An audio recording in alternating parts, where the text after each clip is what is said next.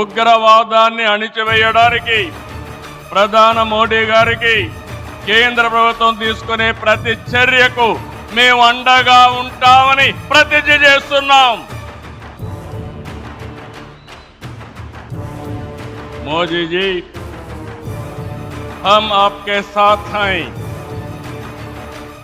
आंध्र प्रदेश के 5 करोड़ लोग आपके साथ हैं.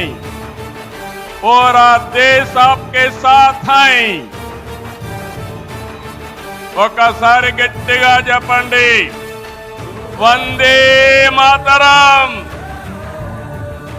వందే మాతరం, వందే वंदे वंदे